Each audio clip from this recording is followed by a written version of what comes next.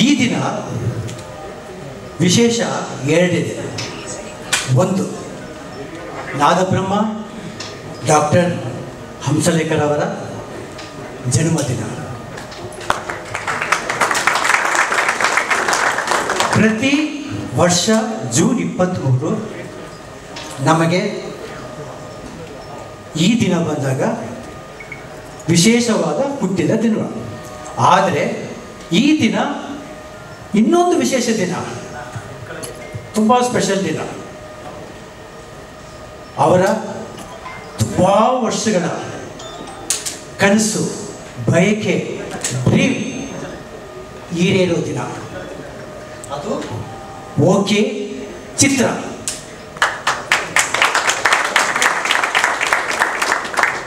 ಈ ಚಿತ್ರವನ್ನು ಅವರು ಮೊದಲನೇ ಬಾರಿಗೆ ನಿರ್ದೇಶನ ಮಾಡ್ತಾ ಇದ್ದಾರೆ. ಮೊದಲನೇ ಬಾರಿಗೆ ಅವರು ಈ ಚಿತ್ರರಂಗದಲ್ಲಿ ಎಷ್ಟು ನಿರ್ದೇಶಕರುಗಳಿಗೆ ಎಷ್ಟು ಹಿಟ್ಟು ಹಾಡುಗಳು, ಎಷ್ಟು ಹೀರೋಗಳಿಗೆ ಹಿಟ್ ಹಾಡುಗಳು, ಹಿಟ್ ಹಿಟ್ ಹಿಟ್ ಅಲ್ವಾ, ಎಷ್ಟು ಹಿಟ್ ಹಾಡುಗಳು ಕೊಟ್ಟಿದ್ದಾರೆ. ಅವರಿವತ್ತು ಸಿನಿಮಾ ನಿರ್ದೇಶನ ಮಾಡ್ತಾ ಇದ್ದಾರೆ. ಸುಮಾರು 400 ಸಿನಿಮಾಗಳು ಮಾಡಿದ್ದಾರೆ, ಸಾವಿರಾರು ಹಾಡುಗಳು ಮಾಡಿದ್ದಾರೆ. ಸಿನಿಮಾ ಗ್ರಾಮದೆಲ್ಲ ಗೊತ್ತಿರೋರು ನಾದಬ್ರಹ್ಮ ಅವರು. ಇವತ್ತು ಅವ್ರು ಸಿನಿಮಾ ನಿರ್ದೇಶನ ಮಾಡ್ತಾ ಇದ್ದಾರೆ. ಈ ಚಿತ್ರಕ್ಕೆ ನಿಮ್ಮೆಲ್ಲರ ಅಕ್ಕರೆ ಮತ್ತು ನಿಮ್ಮ ಬ್ಲೆಸ್ಸಿಂಗ್ಸ್ ಎಲ್ಲ ಅವ್ರಿಗೆ ಸಿಗಬೇಕು.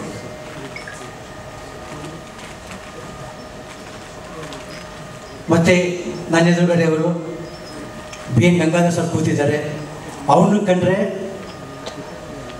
ಹಂಸಲೇಖ ಅವ್ರಿಗೆ ತುಂಬ ಅಂದರೆ ತುಂಬ ಅಭಿಮಾನ. ನನ್ನ ಹತ್ರ ಯಾವಾಗೂ ಹೇಳ್ತಾ ಇರ್ತಾರೆ, BN ಗಂಗಾಧರ್ ಕಣೋ, ನಮ್ಮ ಮನೆ ಕಟ್ಟಬೇಕಾದ್ರೆ ಶಂಕರ ಮಠದಲ್ಲಿ ಮನೆ ಕಟ್ಟಿದ್ರು, ಅವರಿಗೂ ಅಡ್ವಾನ್ಸ್ ಕೊಟ್ಟಿದ್ರು. ಯಾವಾಗ ಹೇಳ್ತಾ ಇರ್ತಾರೆ ಸರ್, ಏನೇ ನಿನಗೇನು ಬಂದನ ಸಿನಿಮಾ ಹೇಳ್ತಿರ್ತಾರೆ. ಮತ್ತು ಡೈರೆಕ್ಟರ್ ರಾಜೇಂದ್ರ ಸಿಂಗ್ ಬಾಬು ಅವರು ಇದ್ದಾರೆ, ಮಹೇಂದರ್ ಸರ್ ಇದ್ದಾರೆ. ಮಹೇಂದರ್ ಸರ್ ಅವರು ಎಂತೆಂಥ ಹಾಡುಗಳು ಕೊಟ್ಟಿದ್ದಾರೆ. ಸರ್ ನಿಮ್ಮ ಸಿನಿಮಾಗಳು ಎಂತೆಂಥ ಹಾಡುಗಳು, ಎಲ್ಲ ಸಿನಿಮಾಗಳು ಹಿಟ್ ಹಾಡುಗಳು. ಮುತ್ತಿನಾರ ಅದ್ಭುತವಾದ ಸಿನಿಮಾ, ಎಂತೆಂಥ. ಸೊ ಈ ಓಕೆ ತಂಡವನ್ನು ನಿರ್ದೇಶನ ಮಾಡ್ತಿರೋ ನಾದಬ್ರಹ್ಮ ಡಾಕ್ಟರ್ ಹಂಸಲೇಖರ್ ಅವರಿಗೆ ಯಶಸ್ಸು ಸಿಗಲಿ, ಒಳ್ಳೆಯದಾಗಲಿ ಅಂತ ಬಯಸ್ತೀವಿ. ಇನ್ನೊಂದು ಮಾತು, ಸಿನಿಮಾಗಳು ಮಾಡ್ತೀವಿ, ಕೆಲವು ಸಿನಿಮಾಗಳು ಹಿಟ್ ಆಗುತ್ತೆ, ಹಿಟ್. ಕೆಲವು ಸಿನಿಮಾಗಳು ಮ್ಯಾಜಿಕ್ ಆಗುತ್ತೆ. ನಾವು ಇತ್ತೀಚೆಗೆ ನೋಡಿದಂಗೆ ಇಡೀ ಇಂಡಿಯಾದಲ್ಲಿ ನಮ್ಮ KGF ಸಿನಿಮಾ ಬಗ್ಗೆ ಮಾತಾಡಿದ್ರು, ಕಾಂತಾರ ಬಗ್ಗೆ ಮಾತಾಡಿದ್ರು. ಆದರೆ ಕಾಂತಾರ ಸಿನಿಮಾ ಇಡೀ ಇಂಡಿಯಾನೇ ನಡಗಿಸ್ಬಿಡ್ತು. ಅಂಥ ಸಿನಿಮಾ. ಆ ಸಿನಿಮಾ ನಾವು ಅದನ್ನು ಹಿಟ್ ಅನ್ನಲ್ಲ, ಮ್ಯಾಜಿಕ್ ಅಂತೀವಿ. ಆ ಮ್ಯಾಜಿಕ್ಕು ದೇವ್ರ ಕೃಪೆಯಿಂದ ನಮ್ಮ ಓಕೆ ಚಿತ್ರ ಅದನ್ನು ನಿರ್ದೇಶನ ಮಾಡ್ತಿರೋ ಹಂಸಲೇಖ ಸಾರಿಗೆ ಯಶಸ್ಸು ಸಿಗಲಿ, ಒಳ್ಳೆಯದಾಗಲಿ ಅಂತ ಬಯಸ್ತೀನಿ. ನಮಸ್ತೆ, ಜೈ ಹಿಂದ್, ಜೈ ಕರ್ನಾಟಕ. ಈ ಕಾರ್ಯಕ್ರಮವನ್ನು ಯೋಚನೆ ಮಾಡಿರುವ ಈ ಓಕೆ ತಂಡಕ್ಕೆ ನನ್ನ ಹೃದಯಪೂರ್ವಕ ಅಭಿನಂದನೆಗಳು. ಈ ಶಿಸ್ತು ಚಿತ್ರ ನಿರ್ಮಾಣಕ್ಕೆ ಬಂದರೆ ಬಹಳ ಒಳ್ಳೆಯದು. ನಿರ್ಮಾಪಕರಿಗೆ ಹಣ ಉಳಿತಾಯ ಆಗುತ್ತೆ, ಸಮಯ ಉಳಿತಾಯ ಆಗುತ್ತೆ, ಕ್ವಾಲಿಟಿಗೆ ಬರೋದಕ್ಕೆ ಕಾರಣವಾಗುತ್ತೆ. ಥ್ಯಾಂಕ್ ಯು ಓಕೆ ಚಿತ್ರತಂಡಕ್ಕೆ. ಇವತ್ತು ಒಂದೇ ಪಾತ್ರ ಮಸ್ತು ಓಕೆ, ಮಾತು ಕಡಿಮೆ, ಪ್ರೀತಿ ಜಾಸ್ತಿ. ನಾನು ಈ ವೇದಿಕೆಗೆ, ಈ ಸ್ಥಾನಕ್ಕೆ ಬರೋದಕ್ಕೆ ನನಗೆ ಈ ಕನ್ನಡ ನಾಡು, ಕನ್ನಡ ನಾಡಿನ ನುಡಿ, ಈ ಕನ್ನಡ ನಾಡಿನ ಜ್ಞಾನ ಪರಂಪರೆ ಮತ್ತು ಕಲಾ ಪರಂಪರೆ, ಈ ಚಂದನವನ್ನು ನನಗೆ ಎಲ್ಲವನ್ನು ಕೊಟ್ಟಿದೆ. ನಾನು ಬಯಸಿದ ಎಲ್ಲ ಕನಸುಗಳನ್ನು ಈ ಚಂದನವನ್ನು ನನಗೆ ಕೊಟ್ಟಿದೆ. ಇದೊಂದು ಆಸೆ ಇತ್ತು, ನಾನು ನಿರ್ದೇಶಕನಾಗಬೇಕು ಅಂತ ಉದ್ಯಮಕ್ಕೆ ಬಂದೆ. ಆದರೆ ನಿರ್ದೇಶಕ ಆಗೋ ಬದಲು ಡೈರೆಕ್ಟ್ ಆಗೋ ಬದಲು ಇಂಡೈರೆಕ್ಟರ್ ಆಗ್ಬಿಟ್ಟೆ. ತುಂಬ ಜನ ಪ್ರತಿಭೆಗಳಿಗೆ ಸಪೋರ್ಟ್ ಮಾಡ್ತಾ ಅವರನ್ನು ಮೇಲೆ ತರೋ ಕೆಲಸದಲ್ಲಿ ಮುಳುಗಿದೆ. ನನ್ನ ಕನಸು ಮುಗಿದೆ. ನನ್ನ ಬದುಕು ಮುಗೀತೇನೋ ಅಂತ ಆತಂಕದಲ್ಲಿದ್ದೆ. ಆದರೆ ಈ ಭಾಷೆ, ಈ ಜನರನ್ನು, ಆ ಕನಸನ್ನು ಕೂಡ ಇವತ್ತು ನೆರವೇರಿಸ್ತಾ ಇದೆ. ಕರೆತರುವ ಒಂದು ದೊಡ್ಡ ಆಂದೋಲನವನ್ನು ಸಾಮಾಜಿಕವಾಗಿ, ಶೈಕ್ಷಣಿಕವಾಗಿ ಪ್ರೀತಿಯಿಂದ ನಡೆಸೋಣ ಅಂತ ನಾವು ನಿರ್ಧಾರ ಮಾಡಿದ್ದೇವೆ. ಮುಂದೆ ಏನು ಮುಂದಿನ ಕತೆ ಬನ್ನಿ. ಓಕೆ, ಬೆಳಿಗ್ಗೆ ಈ ಚಿತ್ರಕ್ಕೆ ಒಂದು ಮುಹೂರ್ತದ ರೀತಿ ಕಾಯಕವನ್ನು ಶುರು ಮಾಡಿದ್ವಿ. ನಾನು ಮಾನ್ಯ ಮುಖ್ಯಮಂತ್ರಿಗಳು ಸಿದ್ದರಾಮಯ್ಯ ರಿಕ್ವೆಸ್ಟ್ ಮಾಡಿದೆ, ಸರ್ ಈ ಚಿತ್ರಕ್ಕೆ ಓಕೆ ಅಂತ ಇಟ್ಟಿದ್ದೀವಿ, ನೀವು start sound, start camera, action ಹೇಳಬೇಕು ಸರ್ ಅಂದೆ. ಅವರು ಪ್ರೀತಿಯಿಂದ ಇವತ್ತು ಬೆಳಿಗ್ಗೆ ಎಲ್ಲ ಕಾರ್ಯಕ್ರಮಗಳ ಮಧ್ಯೆ ನಮಗೆ ಸಮಯ ಕೊಟ್ಟು ಆ ಕಾಯಕವನ್ನು ನೆರವೇರಿಸಿಕೊಟ್ಟಿದ್ದಾರೆ. ಅದರ ತುಣುಕುಗಳನ್ನು ನಿಮಗೆ ತೋರಿಸ್ತಾ ಮುಂದಿನ ಕಾಯಕಕ್ಕೆ ಹೆಜ್ಜೆ ಹೇಳೋಣ. Thank you. ಮೈಸೂರಿನವರವರು, ನಾನು ಯಾವಾಗ ರೇಗಿಸ್ತಿರ್ತಾರವರು ಮೈಸೂರಿನವರು, ರಾಜಮನೆತನವರು ಬನ್ನಿ ಅಂತ. ಲತಾ ಅವರು ಅಷ್ಟೇ, ನಾವು ಮುತ್ತಿನ ಹಾರದಲ್ಲಿ ಹಾಡು ಹಾಡಿಸಿದಾಗ ಭಾಳ ಸಂತೋಷದಿಂದ, ಯಾವುದೇ ಅವರೇನೂ ಹೇಳಿರಲಿಲ್ಲ, ಅವರ ಒಂದು ಪ್ರತಿಭೆನ ನಾವು ತಗೊಂಡ್ಬಂದ್ವಿ. ಆದ್ದರಿಂದ ಇನ್ನೂ ಹೆಚ್ಚಿನ ಅವರ ಕೊಡುಗೆ ಕನ್ನಡಕ್ಕೆ ಬೇಕು. ಹಂಸಲೇಖ ಅವರು ಹೇಳಿದ ಪ್ರತಿಯೊಂದು ಮಾತು, ಯಾವತ್ತು ಕನ್ನಡ ಬಿಟ್ಟು ಪ್ಯಾನ್ ಇಂಡಿಯಾ ಅಂತಿದ್ದೀರಾ, ದಾರಿ ತಪ್ಪಿಟ್ಟಿದ್ದೀರಾ. ಅದರಿಂದ ಮತ್ತು ಕನ್ನಡನೇ ಬರಬೇಕು, ಆಳೂರಿಗೂ ಉದಾಹರಣೆ ನೋಡ ಅಂತ ಹೇಳ್ತಾರಲ್ಲ, ಹಾಗೆ ಕೊನೆಗೆ ಕನ್ನಡದ ಕತೆ, ಕನ್ನಡದ ಚಿತ್ರಕಥೆ, ಕನ್ನಡದ ಸಂಭಾಷಣೆ, ಕನ್ನಡದ ಹಾಡುಗಳು ಇದೇ ಹುಟ್ಟಿದರೆ ಕನ್ನಡ ನಾಡಲ್ಲಿ ಹುಟ್ಟಬೇಕು ಅಷ್ಟೇ. ಆದರೆ ಹಂಸಲೇಖ ಅಂದರೆ ಯಾರು? ಹಂಸಲೇಖ ಅಂದರೆ ಏನು?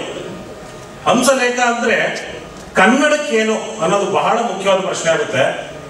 ನಾನು ಇದಕ್ಕೆ ಉಪಮಾನಗಳು ಯಾವನು ಕೊಟ್ಟು ಮಾತಾಡಲ್ಲ. ನನಗಾದಂಥ ಇವತ್ತಿನ ದಿನ, ಇವತ್ತು ಆ್ಯಕ್ಚುಲಿ ನನ್ನ ಪ್ರೀತಿಯ ಗುರುಗಳ ಜನ್ಮದಿನ. ಅವ್ರಿಗೆ ನಾವೆಲ್ಲ ಶಿಷ್ಯರುಂದರೆಲ್ಲ ಸೇರಿ ಒಂದು ಚಿಕ್ಕ ಉಡುಗೊರೆ ಕೊಡಬೇಕು ಅಂತೇಳಿ ನಾವೇ ಒಂದು ಪುಟ್ಟದಾಗಿ ಒಂದು ಹಾಡನ್ನು ಮಾಡಿ ಮಧ್ಯಾಹ್ನ ಪ್ರೆಸೆಂಟ್ ಮಾಡಿದ್ವಿ ಅವ್ರಿಗೆ. ಅದಕ್ಕೋಸ್ಕರ ನಾನು ಊರಿನಲ್ಲಿದ್ದೆ.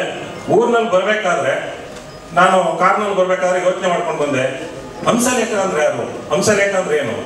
ಹಂಸಲೇಖ ಒಂದು ಚಿರಪರಿಚಿತ ಹೆಸರು. ಈ ಚಿರಪರಿಚಿತ ಎಲ್ಲಿ? ಕನ್ನಡಕ್ಕೆ, ಕನ್ನಡಿಗರಿಗೆ, ಕರ್ನಾಟಕಕ್ಕೆ, ಅದನ್ನು ದಾಟಿ ಹೊರಗಿನ ಪ್ರಪಂಚಕ್ಕೆ ತೀರಾ ಪರಿಚಿತವಾದಂಥ ಹೆಸರು ಹಂಸಲೇಖ. ಇದು ಸಹಜವಾಗಿ ಸುಮ್ಮನೆ ಸಿಂಪಲ್ ಆಗಿ ಏನು ಚಿರಪರಿಚಿತ ಆಗೋದಕ್ಕೆ ಸಾಧ್ಯ ಇಲ್ಲ. ಸಾಧ್ಯ ಆಗೋದು ಎಲ್ಲಿ ಅಂದರೆ ಅವರಲ್ಲಿರ್ತಕ್ಕಂಥ ಅಗಾಧವಾದ ಪ್ರತಿಭೆ, ಅವರ ಒಂದು ಕ್ಷೇತ್ರ ಅಂತ ತಗೊಂಡಾಗ, ಈ ಸಂಗೀತ ಕ್ಷೇತ್ರ, ಸಾಹಿತ್ಯ ಕ್ಷೇತ್ರ ಅಂತ ತಗೊಂಡಾಗ ಅದಕ್ಕೆ ಅವರು ದುಡ್ದಿರ್ತಕ್ಕಂಥ ಏನಿದೆ, ಅವರ ಕಾರ್ಯಕ್ಷಮತೆ ಏನಿದೆ, ಅದನ್ನು ನಾವು ಒಂದು ಮಾತಿನಲ್ಲಿ ಅಳತೆ ಮಾಡಲಿಕ್ಕೆ ಸಾಧ್ಯನೇ ಇಲ್ಲ. ನನಗಾದಂಥ ಎಕ್ಸ್ಪೀರಿಯನ್ಸ್ ಹೇಳ್ತೀನಿ. ನಾನು ಮಂಡ್ಯ ದಾಟಿ ಮದ್ದೂರು ಬರ್ತಾ ಇದ್ರೆ, ಈ ಮದ್ದೂರಿಂದ ರಾಮನಗರ ಈ ಮಧ್ಯ ಡಿಸ್ಟೆನ್ಸ್ ಅಲ್ಲಿ ಈ FM ಚಾನೆಲ್ ಒಳಗೆ ಕ್ಲಾಸ್ ಆಗುತ್ತೆ. ಮೈಸೂರು FM ಚಾನಲ್ಲು ಮತ್ತೆ ಬೆಂಗಳೂರು FM ಚಾನಲ್ ಇವೆರಡು ಕ್ಲಾಶ್ ಆಗ್ಬಿಟ್ಟು ನಾವು ಹಾಡುಗಳನ್ನೇ ಕೇಳಕ್ಕಾಗಲ್ಲ. ಕಿರಿಕಿರಿ, ಒಂದು ಹಾಡು ಬರ್ತಾ ಅದನ್ನ ಎರಡು ಸೆಕೆಂಡ್ 3 ಸೆಕೆಂಡ್ ಕೇಳಿದ್ರೆ ಮತ್ತೊಂದು ಹಾಡು ಬರುತ್ತೆ. ಆದ್ರೆ ಅಲ್ಲೊಂದು ಮಹತ್ತರವಾದಂಥ ವಿಚಾರ ಒಂದು ಬರುತ್ತೆ, ಖುಷಿ ಆಗುತ್ತೆ ಒಳಗಡೆ. ಎಷ್ಟು ಖುಷಿ ಆಗುತ್ತೆ ಅಂತಂದ್ರೆ, ಏನಕ್ಕೆ ಅಂದ್ರೆ ರಾಜ ರಾಜ ಅಂತ ಬೆಂಗಳೂರು ಚಾನಲ್ ಹಾಡು ಬರ್ತಾ ಇರುತ್ತೆ. ಅದೇ ಮೈಸೂರು ಚಾನಲ್ ನಲ್ಲಿ ನಮ್ಮ ಸಿಪಾಯಿ ಸಿನಿಮಾದ ಹಾಡು, ಸಿಪಾಯಿ ಸಿನಿಮಾದ ಹಾಡು ಹಂಸಲೇಖ ಬರ್ತಾ ಇರುತ್ತೆ. ಇವೆರಡೇ ಕ್ಲಾಶ್ ಆಗ್ತಾ ಇರುತ್ತೆ. ಅದೊಂದು 2 ನಿಮಿಷ 2 ಸೆಕೆಂಡ್ 3 ಸೆಕೆಂಡ್ ಕೇಳ್ತೀನಿ, ಇದೊಂದು 2-3 ಸೆಕೆಂಡ್ ಕೇಳ್ತೀನಿ. ನೆಕ್ಸ್ಟ್ ಆಯ್ತು, ಅದಾದ್ಮೇಲೆ ಅವರು ಆಂಕರ್ ಬರ್ತಾರೆ, ಮಾತಾಡ್ತಾರೆ, ಮತ್ತೆ ಒಂದು ಹಾಡು ಬರುತ್ತೆ, ಕ್ಲಾಶ್ ಆಗುತ್ತೆ. ಮತ್ತೆ ಅದು ಯಾವುದು? ಮೈಸೂರು ಚಾನಲ್ ಹಂಸಲೇಖ ಹಾಡೆ, ಬೆಂಗಳೂರು ಚಾನಲ್ ಹಂಸಲೇಖ ಹಾಡೆ, ಇದೇ ಕ್ಲಾಶ್ ಆಗ್ತಾ ಇರುತ್ತೆ. ಹಾಗಾದ್ರೆ ಪೈಪೋಟಿ ಇಲ್ಲದ ವ್ಯಕ್ತಿ ಹಂಸಲೇಖ. ಈ ಪೈಪೋಟಿ ಇಲ್ಲದೆ ಇರೋ ಕಾರಣದಿಂದ ಅವರು ನಿರ್ದೇಶನ ಮಾಡೋದು ತಡ ಆಯ್ತು. ಇದೇ ನನ್ನ ಉತ್ತರ. ಪೈಪೋಟಿ ಇದ್ದಿದ್ರೆ ತಡಿಯಪ್ಪ, ಅಲ್ಲಿ ಯಾರೋ ಇದ್ದಾರೆ, ಇನ್ನೊಂದಷ್ಟು ಜನ ಇದ್ದಾರೆ, ಅವ್ರು ಮಾಡ್ಲಿ, ಸಂಗೀತ ಮಾಡ್ಲಿ, ಸಾಹಿತ್ಯ ಮಾಡ್ಲಿ, ನಾನು ಸ್ವಲ್ಪ ನಿರ್ದೇಶನ ಮಾಡೋಣ, ಈ ಜಾಗ ಸ್ವಲ್ಪ ಖಾಲಿ ಉಳಿದಿದೆ ಅಂತ ಬರ್ತಾ ಇದ್ರು. ಪೈಪೋಟಿನೇ ಇಲ್ಲದೆ ಇದ್ದ ಕಾರಣದಿಂದಾಗಿ ಏನಾಯ್ತು, ಅವರು ಸಂಪೂರ್ಣವಾಗಿ ಅಲ್ಲೇ ತೊಡಗಿಸ್ಕೊಳ್ಬೇಕಾಯ್ತು. ಪ್ರತಿಭೆಗಳು ಅವ್ರು ಹೇಳಿದಾಗೆ ಹೊಸ ಹೊಸ ನಿರ್ದೇಶಕರು, ಹೊಸ ಹೊಸ ನಟರು ಸಿನಿಮಾ ರಂಗಕ್ಕೆ ಬರ್ತಾ ಇದ್ದಾಗೇನೆ ಅವ್ರನ್ನ ಬೆಂತಟ್ಟಿ ಅವ್ರಿಗೆ ಪ್ರೋತ್ಸಾಹಿಸಿ ಬೆಳೆಸಬೇಕಾದಂತ ಮಹತ್ತರವಾದ ಕಾರ್ಯ ಅವ್ರ ಮೇಲೆ ಬಿತ್ತು. ಆ ಕಾರಣದಿಂದ ನಿರ್ದೇಶನ ಲೇಟ್ ಆಯ್ತೇ ಹೊರತು ಇನ್ಯಾವ ಕಾರಣದಿಂದನೂ ಅಲ್ಲ. ಇವತ್ತು ಅವರು ನಿರ್ದೇಶನ ಮಾಡ್ತಕ್ಕಂಥ ಒಂದು ಅವಕಾಶ ಮತ್ತೆ ಬಂದಿದೆ. ಅದರಿಂದ ಮತ್ತೆ ಚಿತ್ರರಂಗಕ್ಕೆ ಅವ್ರು ಹೇಳಿದಾಗ ಕನ್ನಡ ಚಿತ್ರರಂಗಕ್ಕೆ ಸಿನಿಮಾ ಮಂದಿರಕ್ಕೆ ಬಂದು ಜನಗಳು ನೋಡುವಂತ ಸಿನಿಮಾಗಳು ಬೇಕು, ಅದಾಗಬೇಕು ಅಂತ ಹೇಳಿದ್ರು. ಅದಾಗ್ಲಿ ಅಂತ ನಾನು ಈ ಶುಭ ಸಂದರ್ಭದಲ್ಲಿ ನಿಮ್ಮೆಲ್ಲರ ಪರವಾಗಿ ಅವ್ರನ್ನ ಬೇಡ್ಕೊಳ್ತೀನಿ, ಹಾಗೆ ಅವ್ರಿಗೆ ಶುಭಾಶಯಗಳನ್ನ ತಿಳಿಸ್ತೀನಿ. ಈಗ ರವಿಚಂದ್ರನ್ ಸರ್ ಬಂದಿದ್ದಾರೆ. ಹಂಸಲೇಖ ಸರ್ ಯಾವಾಗಲೂ ಹೇಳ್ತಾ ಇರ್ತಾರೆ ನಮ್ಮ ಯಜಮಾನರು ಅಂತ. ಹಂಸಲೇಖ ಸರ್ ನಿಜಕ್ಕೂ ಈ ಮಟ್ಟದ ಒಂದು ಸೇವೆನ ಸಲ್ಲಿಸೋದಕ್ಕೆ ಅವರ ಸಪೋರ್ಟ್ ಬಹಳ ಮುಖ್ಯ ಆಗುತ್ತೆ. ಈಗ ಯಾಕೆಂದ್ರೆ ಒಬ್ಬ ನಿರ್ಮಾಪಕ, ಒಬ್ಬ ನಟ, ಒಬ್ಬ ತಂತ್ರಜ್ಞನನ್ನ ಅಷ್ಟೊಂದು ನಂಬಿ ಅಷ್ಟೊಂದು ಫ್ರೀ ಆಗ್ಬಿಟ್ಟು ನೀ ಮಾಡು ರಾಜು, ನಾನಿದ್ದೀನಿ ನಿನ್ ಜೊತೆ ಹಂಗನೆ ಹೋಗ್ಬಿಟ್ಟಿದ್ರೆ ಈ ಕೆಲಸ ಎಲ್ಲ ಆಗ್ತಿರ್ಲಿಲ್ಲ. ಇವತ್ತು ಆಗೋದಿಕ್ಕೆ ಸರ್ ಹೇಳ್ತಾ ಇದ್ರು, ಇದಾಗೋದಿಕ್ಕೆ ಪಾಸಿಟಿವ್ ಪರ್ಸನಾಲಿಟಿ ಕಾರಣ ಅಂತ ಹೇಳ್ತಾ ಇದ್ರು. ಆ ಪಾಸಿಟಿವ್ ಪರ್ಸನಾಲಿಟಿ ಯಾರು ಅಂದ್ರೆ the first positive personality V Ravichandran sir. ಈಗ ಪಾಸಿಟಿವ್ ಪರ್ಸನಾಲಿಟಿ ಬಗ್ಗೆ ಒಂದು ಮೀಟಿಂಗ್ ನೋಡೋಣ ದಯವಿಟ್ಟು. ಮಾಡ್ತಾನೆ ಇದ್ದಾರೆ, ಕರೆಕ್ಟಾ? ಎಲ್ಲರೂ ಸಕ್ಸಸ್ ಮೀಟ್ ಮಾಡ್ತಾರೆ, ಪ್ರತಿ ವಾರ ಸಕ್ಸಸ್ ಮೀಟ್ ನಡೀತಾನೆ ಇದೆ. ಬಹುಶಃ ಮೇಲಿರೋನು ಕನ್ಫ್ಯೂಸ್ ಆಗ್ತಿದೆ, ಸಕ್ಸಸ್ ಯಾವುದು ಅಂತ ಅವನಿಗೆ ಗೊತ್ತಿಲ್ಲ ಇವಾಗ. ಅದೇ ಸಕ್ಸಸ್ ಏನೋ ನೀನು ಜಾಸ್ತಿ ಕೊಡೋದು ಬೇಡ ಅಂತ ಅಲ್ಲಿಗೆ ನಿಲ್ಲಿಸ್ಬಿಟ್ಟವನೆಲ್ಲ. ಅದು ಪ್ರಾಬ್ಲಮ್ ಆಗಿರೋದು. ಈಗ ಸಕ್ಸಸ್ ಅಂದ್ರೆ ಏನು ಅನ್ನೋದು 86 ನಾವು ಕೊಡೋಕೆ ಶುರು ಮಾಡಿದ್ವಲ್ಲ, ಅದು ಸಕ್ಸಸ್. ನಾವು ಒಂದಿನ ದಿವಸನೂ ಸಕ್ಸಸ್ನ ಹೆಗಲ ಮೇಲೆ ಹಾಕೊಂಡು ಓಡಾಡಲೇ ಇಲ್ಲ, ನಾವು ಹೆಗಲ ಮೇಲೆ ಹಾಕೊಳ್ಳೇ ಇಲ್ಲ ನಾವು. ಯಾಕಂದರೆ ಒಂದು ಸಿನಿಮಾ ಸಕ್ಸಸ್ ಆಗ್ತಿದ್ದಂಗೆ ಇನ್ನೊಂದು ಸಿನಿಮಾ ಶುರು ಆಗ್ಬಿಡೋದು, ಇನ್ನೊಂದು ಸಿನಿಮಾ ಓಡ್ತಿದ್ದಾಗ ಅದು ಇನ್ನೊಂದು ಸಿನಿಮಾ ಶುರು ಆಗ್ಬಿಡೋದು. So we were all the time travelling with films. ಕನಸು ಕಟ್ತಾನೆ ಇದ್ವಿ, ಕನಸು ಮಾಡ್ತಾನೆ ಇದ್ವಿ. ನಾವು ಫಸ್ಟ್ ಆಫ್ ಆಲ್ ಏನು ಮಾಡಿದ್ವಿ, ಹಂಸಲೇಖ ಹೇಗೆ ಸಿಕ್ಕಿದ್ರು ಎಲ್ಲ ಡೆಸ್ಟಿನಿ ಕ್ರಿಯೇಟ್ ಮಾಡಿರೋದು. ಅದು ನಾವೇನು ಯೋಚನೆ ಮಾಡಲಿಲ್ಲ. ಯಾವುದೇ ನೀವು ಸಕ್ಸಸ್ ಅನ್ಬೋದು, ನಾವೇನೇ ಮಾಡಿದ್ರು ಕೂಡ, ಇವತ್ತು ಇಷ್ಟು ದೂರ ಟ್ರಾವೆಲ್ ಮಾಡಿದ್ರು ಕೂಡ ಒಂದು ಲೆಕ್ಕಾಚಾರ ಹಾಕದೆ ಕೆಲಸ ಮಾಡಿದ್ದು ನಾವು. ಇವತ್ತು ಪ್ರತಿಯೊಂದು ಲೆಕ್ಕಾಚಾರ. ಇವತ್ತು ಸ್ನೇಹದಲ್ಲೂ ಲೆಕ್ಕಾಚಾರ, ಫ್ರೆಂಡ್ಶಿಪ್ಪಲ್ಲೂ ಲೆಕ್ಕಾಚಾರ, ಸಿನಿಮಾದಲ್ಲಿ ಎಲ್ಲ ಪ್ರತಿಯೊಂದಕ್ಕೂ ಲೆಕ್ಕಾಚಾರ, ಮಾತುಗಳಲ್ಲೂ ಲೆಕ್ಕಾಚಾರ ಹಾಕೊಂಡೇ ಮಾತಾಡ್ತೀವಿ ಇವತ್ತು. ಆದರೆ ಇವರ ಸ್ನೇಹ ಮಧ್ಯೆ ಯಾವತ್ತೂ ಲೆಕ್ಕಾಚಾರ ಇರಲಿಲ್ಲ ನಮಗೆ. ಇದರಿಂದ ಏನು ಲಾಭ ಬರುತ್ತೆ, ಇದರಿಂದ ವಾಪಸ್ ಏನು ತೊಗೋತೀವಿ, ಇದರಿಂದ ರಿಸಲ್ಟ್ ಏನು, ಈ ಸಿನಿಮಾ ಎಷ್ಟು ಖರ್ಚು ಮಾಡಿದ್ರೆ ಏನು ಬರುತ್ತೆ, ಇವೆಲ್ಲ ಒಂದೇ ಒಂದು ದಿವಸ ಕೂಡ ಇವತ್ತವರೆಗೂ ನಾನು ಮಾಡೋ ಪ್ರತಿಯೊಂದು ಸಿನಿಮಾನೂ ನಾನು ಯೋಚನೆ ಮಾಡೇ ಇಲ್ಲ.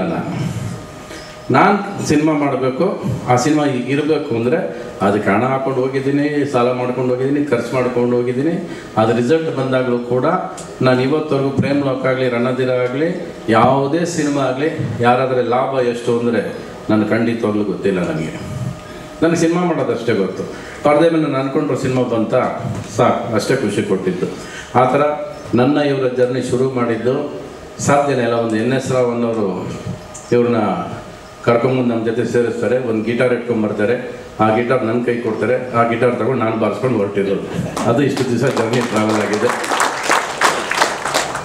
ಬಹುಶಃ ಅವರ ಸ್ನೇಹ ಕಲ್ಮಶ ಇಲ್ಲದ ಸ್ನೇಹ. ಅದು ನಾವ್ಯಾವತ್ತು ಇಬ್ಬರು ಹೆಗಲ ಮೇಲೆ ಕೈ ಹಾಕ್ಕೊಂಡಾಗಲಿ, ಇಲ್ಲ ಬಾರಲ್ಲಾಗಲಿ, ಇಲ್ಲ ಎಲ್ಲೋ ಕೂತ್ಕೊಂಡು ಹೋಗಿ ಅದು ಇದು ಏನೂ ಮಾಡಿಲ್ಲ. ನಾವು ಬರೀ ಸಿನಿಮಾ ಅಂತ ಯೋಚನೆ ಮಾಡಿದ್ವಿ. ಎಲ್ಲೋ ಕಾರ್ಡ್ಸ್ ಆಡ್ತಿರ್ಬೇಕಾದ್ರೆ ಕಂಪೋಸಿಂಗ್ ಅಂದರೆ ನೀವು ನುಗ್ಗಿರ್ತೀರಿ, ನೀವು ಅಕಸ್ಮಾತ್ ಅಲ್ಲಿ ಬಂದ್ಬಿಟ್ಟಿರ್ತೀರ. ನಿಮ್ಮನ್ನು ಕರೆದಾಗ ಕಾರ್ಡ್ಸ್ ಯಾವತ್ತು ಆಡೋದು ಇಲ್ಲ, ನಿಮ್ಮನ್ನು ಕರೆದ ಕಂಪೋಸಿಂಗ್ ಟೈಮಲ್ಲಿ ಕಾರ್ಡ್ಸ್ ಆಡೋ ಹುಚ್ಚು ನನಗಿಲ್ಲ ಅಲ್ವಾ? ಅಕಸ್ಮಾತಾಗಿ ಬಂದಿರ್ಬೇಕು ನೀವು. ನಾನು ನಿಮ್ಮನ್ನು ಕರೆಸಿ ಕಾರ್ಡ್ಸ್ ಆಡೋ ಅಷ್ಟು ಸಿನಿಮಾಗೆ ಮೋಸ ಮಾಡೋದಿಲ್ಲ. ನನಗೆ ಆ ಸಿನಿಮಾ ಅಷ್ಟು ಹುಚ್ಚು ಕಾರ್ಡ್ಸ್ ಇಲ್ವೇ ಇಲ್ಲ ನನಗೆ. ನೀವು ಪಾಪ ನೀವು ಹಿಂಗೆ ಹೇಳ್ಬಿಟ್ರಿ, ನನಗೆ ಎಲ್ಲ ಯಾವತ್ತಿದು ನಾನು ಯಾವಾಗ ಕಾರ್ಡ್ಸ್ ಆಡ್ಕೊಂಡು ಇವ್ರು ಕರೆದೆ ಅಂತ. ನಮ್ಮಿಬ್ಬರು ಕಂಪೋಸಿಂಗ್ ಇದ್ದಿದ್ದೆಲ್ಲ ಬೆಳಗಿಂದ 4:30. ಮೋಸ್ಟ್ ಆಫ್ ದ ಟೈಮ್ ನೀವು ತುಂಬ ಬ್ಯುಸಿ ಆಗ್ಬಿಟ್ಟಿದ್ರಿ, ನೀವು ಓವರ್ ಕ್ರೌಡೆಡ್ ಬ್ಯುಸಿ ಇದ್ರಿ ನೀವು. ಅದರಿಂದ ನೀವೆಲ್ಲ ಸಮಯ ಬಂದು ನಾನು ಕಾರ್ಡ್ಸ್ ಆಡೋ ಟೈಮಿಗೆ ನೀವು ನುಗ್ಗಿರ್ತೀರ ಅಲ್ಲ. ಯಾಕಂದರೆ ಸಾಕಷ್ಟು ಸಿಪಾಯಿ ಸಿನಿಮಾ ಕಾರ್ಡ್ಸ್ ಆಡೋ ದುಡ್ಡಲ್ಲಿ ಗೆದ್ದಿರೋದ್ರಲ್ಲಿ ಎಷ್ಟೋ ಸಿನಿಮಾ ಆಗೋಯ್ತು ನನಗೆ. ಅಂದ್ರೆ ಗಳಿಗೆ ಅಷ್ಟು ಚೆನ್ನಾಗಿತ್ತು ಅವಾಗ. ಆದ್ರೆ ಗಳಿಗೆ ಕೆಲವು ಸಲ ನಡೀತಾ ಇರುತ್ತೆ. ಈಗ ಕ್ಯಾಸಿನೋಲ್ಲಿ ಕೂತ್ಕೊಂಡ್ರು ದುಡ್ಡು ಒಂದು ವರ್ಷ ಕ್ಯಾಸಿನೋ ದುಡ್ಡಲ್ಲಿ ಬದುಕಿದ್ದೀನಿ ನಾನು. So casino gambling has been my life. Cinema ಒಂದು ಗ್ಯಾಮ್ಲಿಂಗ್ ಅಂತ ಅಂದ್ಕೊಂಡ್ರೆ ಅದು ಗ್ಯಾಮ್ಲಿಂಗಲ್ಲಿ ನಡ್ಕೊಂಡ್ಬಂದಿದೆ. ಈಗ 2 ವರ್ಷ ಆಯ್ತು ಗ್ಯಾಮ್ಲಿಂಗ್ ಆಡಿ ನಾನು. ಗ್ಯಾಮ್ಲಿಂಗ್ ಹೋಗೋದಿಲ್ಲ ಇವಾಗ. ಅಂದರೆ ಇವಾಗ ಸಿನಿಮಾ ಮಾಡಬೇಕಷ್ಟೇ, ಹುಚ್ಚಿರೋದು ಸಿನಿಮಾ ಮಾಡಬೇಕು. ನೀವು ಕೇಳಿದ್ರೆ ಏನಕ್ಕೆ ರಾಮಾಚಾರಿ ಮಾಡೋಕ್ಕಾಗಲ್ಲ, ಹಳ್ಳಿ ವೆಸ್ಟ್ ಮಾಡೋಕ್ಕಾಗಲಿಲ್ಲ ಅಂದರೆ, ಈಗ ಹುಡುಗಿನ ಹಿಡಿದ್ರೆ ಈ 63ರಲ್ಲಿ ನೀನು ಹುಡುಗಿ ಇಟ್ಕೋಬೇಕಾ ಅಂತಾರೆ. ಇಟ್ಕೊಳ್ಳಿಲ್ಲ ಅಂದರೆ ನೀನು ಇಟ್ಕೊಂಡಿದ್ರೆ ಯಾರು ಇಟ್ಕೋತಾರೆ ಅಂತಾರೆ. ಇದೊಂಥರ ಈ ಇಮೇಜ್ ಕನ್ಫ್ಯೂಷನ್ ಇದೆಯಲ್ಲ, ಈ ವಯಸ್ಸಲ್ಲಿ ಬೇಕಾ ಇವನಿಗೆ ಅಂತಾರೆ. ನನಗೆ ವಯಸ್ಸಾಗಿಲ್ಲ ಅಂತ ನಾನು ಅಂದ್ಕೊಂಡಿರೋದು ಇವತ್ತು. ಇವರೇ ವಯಸ್ಸು ಮಾಡ್ತಾರೆ, ಆಯಸ್ಸು. ನನಗೆ ಇವತ್ತವರೆಗೂ ವಯಸ್ಸು ಆಗಿಲ್ಲ, ಆಯಸ್ಸು ಆಗಿಲ್ಲ. ನನಗೆ ಸಿನಿಮಾ ವಿಷಯ ಬಂದಾಗ ನನಗೆ ಯಾವತ್ತೂ ಆಗಿಲ್ಲ. ನಾನು ಇವತ್ತು ಸಿನಿಮಾ ಒಳಗೆ ನುಗ್ದಾಗ ಆ ಪ್ರೇಮ ಲೋಕದಲ್ಲಿ ಹೆಂಗೆ ನುಗ್ಗುತ್ತೆ ಹಂಗೆ ನುಗ್ತೀನಿ. ಇವತ್ತು ಹೀರೋಯಿನ್ ಬಂದರೆ ಕೈ ಹಿಡ್ದು ಹಿಂಗೆ ಅನ್ಕೊಂಡು ಹಿಂಗೆ ಇಟ್ಕೊಂಡ್ಬಿಡ್ತೀನಿ ನಾನು. ನನಗೆ 63 ಅನ್ಸೋದೇ ಇಲ್ಲ ರೀ ನನಗೆ. ಎಲ್ಲ ಸೇರಿ ನೀವೇ 63 ಮಾಡಾಕಿದ್ದೀರಾ. ನಾನು 36 ಆಗಿಲ್ಲ, ಆ್ಯಕ್ಚುಲಿ 24ಕ್ಕೆ.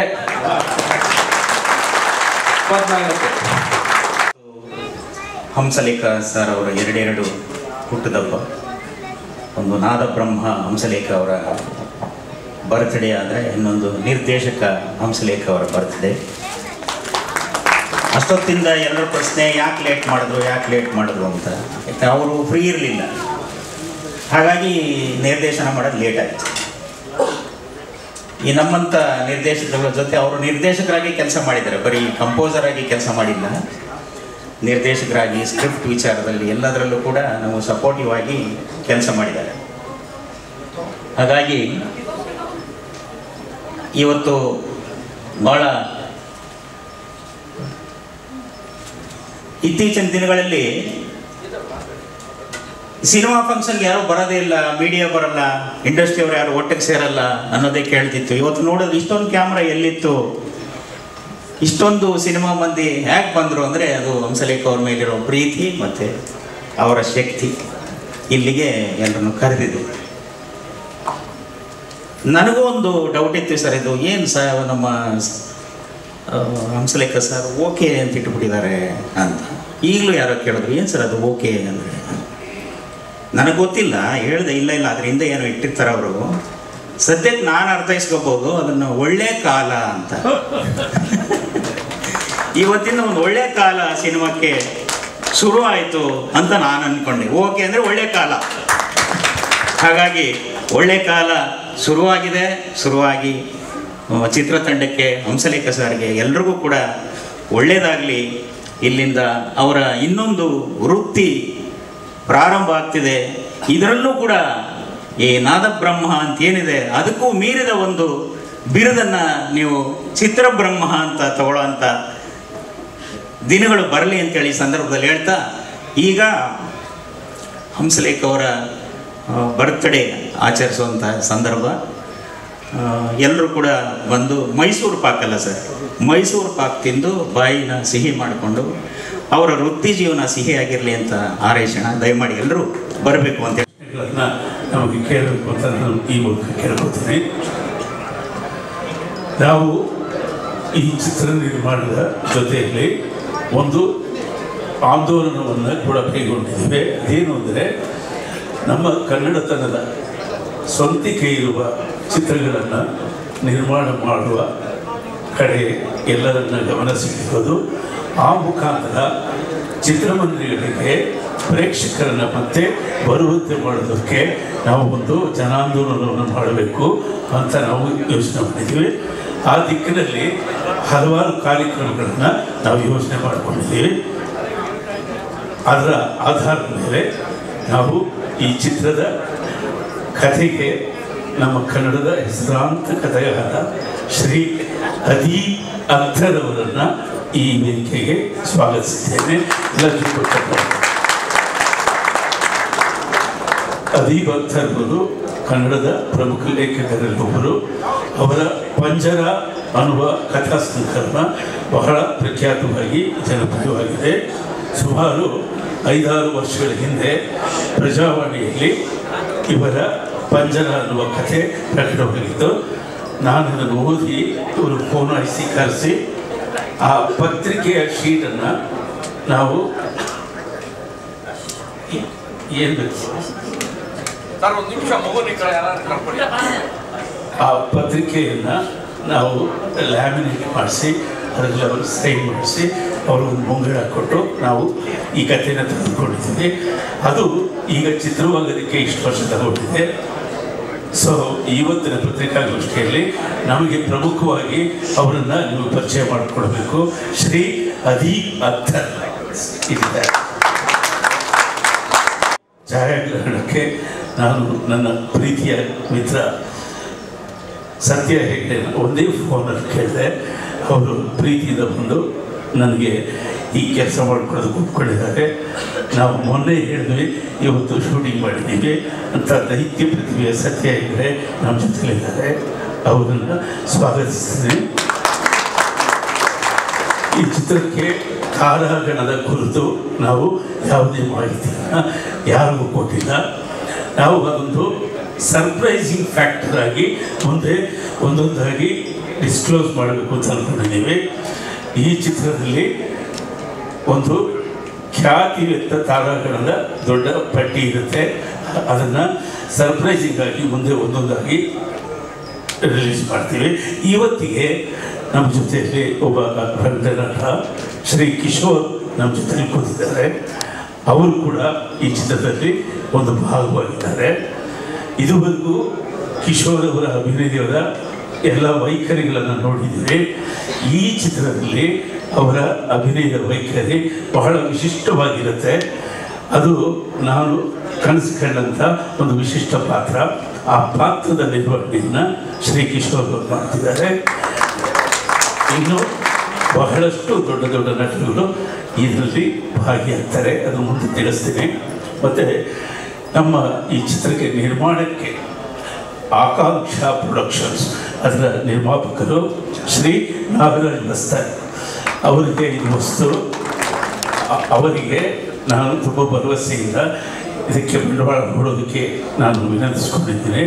ಅವರ ಎಲ್ಲ ಶ್ರಮಕ್ಕೆ ನಾವು ಪ್ರತಿಫಲವನ್ನು ಕೊಡುವ ಧೈರ್ಯವನ್ನು ಕೂಡ ಅವರು ಕೊಟ್ಟಿದ್ದೀವಿ. ಅವ್ರಿಗೂ ಸ್ವಾಗತ. ಮುಖ್ಯವಾಗಿ ಮನೆಗೆ ಮಗ ಆನೆಬಲ, ನನ್ನ ಮಗ ಈ ಚಿತ್ರದ ನಿರ್ಮಾಣದಲ್ಲಿ ಮತ್ತು ಹೂಡಿಕೆಯಲ್ಲಿ ನನ್ನ ಜೊತೆ ಇದ್ದಾನೆ. ಆತನು ಕೂಡ ತುಂಬ ಹುಟ್ಟಿದ ಸ್ವಾಗತ. ಈಗ ಮುಖ್ಯ ಕಥೆ ನೀವು ಮಾತಾಡ್ತೀರಾ? 50 ವಯಸ್ಸಿನಲ್ಲಿ ಸಂಪೂರ್ಣವಾಗಿ ಕನ್ನಡ ಕಲ್ತ್ಕೊಂಡೆ. ಆಮೇಲೆ ನಾನು ಕನ್ನಡದಲ್ಲಿ ಕಥೆ ಬರೆಯೋಕ್ಕೆ ಪ್ರಾರಂಭ ಮಾಡಿದೆ. ಇದುವರೆಗೆ ನಾನು 5 ಕಥಾ ಸಂಕಲನಗಳನ್ನು ಬರೆದಿದ್ದೀನಿ. ಈಗಿಂದ ಕಲ್ತದ್ದು ಒಂದು ಧಾರಾವಾಹಿ ನೀನೆಲ್ಲಿರುವೆ, ಅದಕ್ಕೆ ಕತೆ ನಾನೇ ಬರೆದಿರುತ್ತೆ. ಒಂದು 15 ವರ್ಷ ಹಿಂದೆ ಬಂದಿತ್ತು. 2 ಬಾರಿ ಲಂಕೇಶ್ ಪ್ರಶಸ್ತಿ ತಗೊಂಡಿದ್ದೀನಿ. ಕನ್ನಡದ ಎಲ್ಲ ಪತ್ರಿಕೆಗಳಲ್ಲಿ ನನ್ನ ಕತೆ ಪ್ರಕಟವಾಗಿದೆ. ಕನ್ನಡ ಪತ್ರಿಕೆಗಳು ಆಯೋಜಿಸುವ ಕಥಾ ಸ್ಪರ್ಧೆಗಳಲ್ಲಿ ನಾನು ಎಲ್ಲದರಲ್ಲೂ ಬಹುಮಾನ ಪಡೆದಿದ್ದೀನಿ. 2 ಬಾರಿ ಪ್ರಜಾವಣಿಯಲ್ಲಿ ಕಥಾ ಬಹುಮಾನ ಪಡೆದಿದ್ದೀನಿ. 6 ವರ್ಷಗಳ ಹಿಂದೆ ನಾನು ಒಂದು 15 ಕತೆ ಬರೆದೆ. ನಾನು ತುಂಬ ಕತೆ ಓದ್ತೀನಿ. ಹಿಂದಿ ಮತ್ತು ಕನ್ನಡ ತುಂಬ ಕತೆ ಓದ್ತೀನಿ. ನಾನು ಬರೆಯೋದು ಮಾತ್ರ ಪತ್ರಿಕೆಗಳಲ್ಲಿ ಏನೈತೆ, ಹೊಸ ಸುದ್ದಿ ಏನೈತೆ ಅದು ನೋಡ್ಕೊಂಡು ಬರೆಯೋದು. ನಾನು ಏನು ನೋಡ್ತೀನಿ ಅದು ಬರೆಯೋದಿಲ್ಲ. ನಾನು ಈ ಪ್ರಪಂಚಕ್ಕೆ ಏನು ಬಯಸ್ತೀನಿ ಅದು ಬರೆಯೋದು. ಈ ಪ್ರಪಂಚ ಯಾವ ರೀತಿ ಬದಲಾವಣೆ ಆಗ್ತದೆ ಆ ರೀತಿ ಬರೆಯೋದು. ನಾನು ಕನ್ನಡಕ್ಕೆ ಬಂದಾಗ 45ನೇ ವಯಸ್ಸಿನಲ್ಲಿ ನನಗೆ ತುಂಬ ಭಾಳ ಇದ್ದಾಯಿತು. ಏನು ಬರಿತೀನಿ ಇಲ್ಲ ಅಂತ. ಒಂದು ಉರ್ದುವಿನ ಶೇರ್ ಐತೆ, ಅದಕ್ಕೆ ಶಾಯರಿ, ಮುಂದೆ ಇದೆ ಒಂದು ಬೆಂಕಿಯ ಸಮುದ್ರ, ಮುಂದೆ ಇದೆ ಒಂದು ಬೆಂಕಿಯ ಸಮುದ್ರ, ನಾವು ಹೊರಟಿದ್ದೀವಿ ಮೇಣದ ದೋಣಿಯಲ್ಲಿ.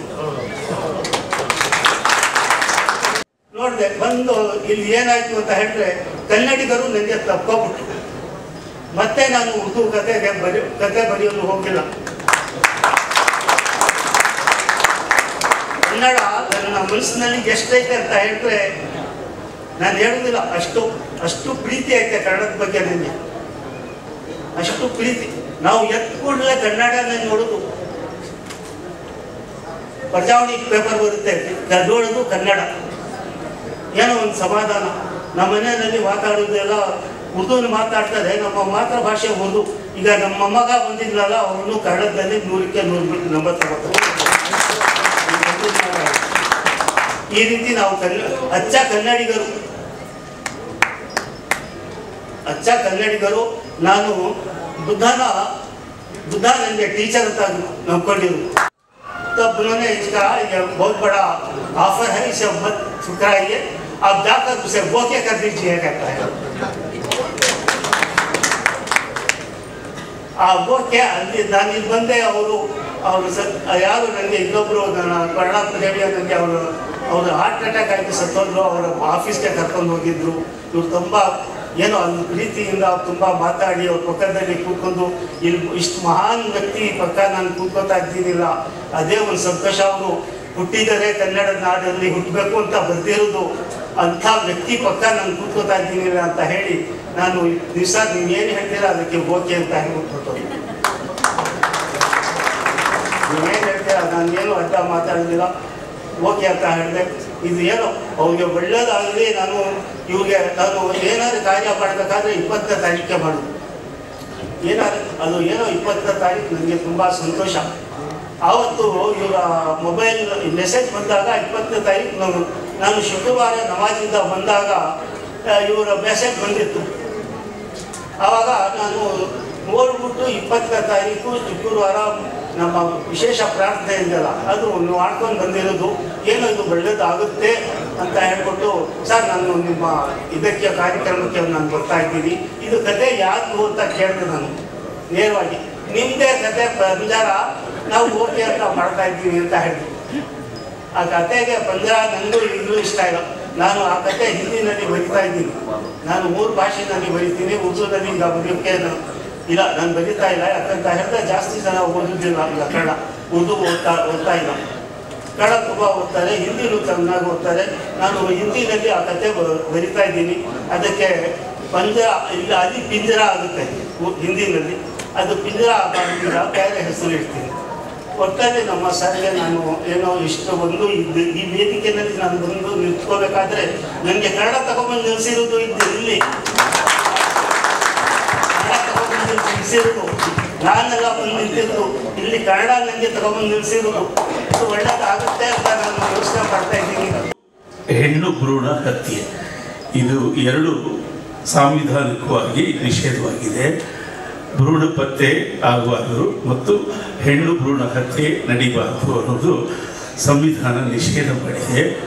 ಇದು ನಿಷೇಧವಿದ್ದರೂ ಕೂಡ ಇಡೀ ಭಾರತದಲ್ಲಿ ಇದೊಂದು ಸಾಮಾಜಿಕ ಪಿಡುಗು. ಇದರ ಹಿಂದೆ ಆರ್ಥಿಕ ಸಮಸ್ಯೆಗಳು ಮತ್ತು ಸಾಂಸಾರಿಕ ಬಿಡುಕುಗಳು, ಜಾತಿ ಸಮಸ್ಯೆಗಳು ಇವೆಲ್ಲ ಸೇರಿಕೊಂಡು ಇದೊಂದು ಸಾಮಾಜಿಕ ಪಿಡುಗಾಗಿದೆ. ಕೇಂದ್ರದಲ್ಲಿ ಕೂಡ ಬೇಟಿ ಬಚಾವ್ ಅಂತ ದೊಡ್ಡ ಪ್ರಚಾರಗಳು ಮಾಡ್ತಾರೆ. ನಾವು ಯಾರೂ ಆ ಕಡೆ ಸಿನಿಮಾ ರಂಗದವರು ಗಮನ ಹರಿಸಿಲ್ಲ.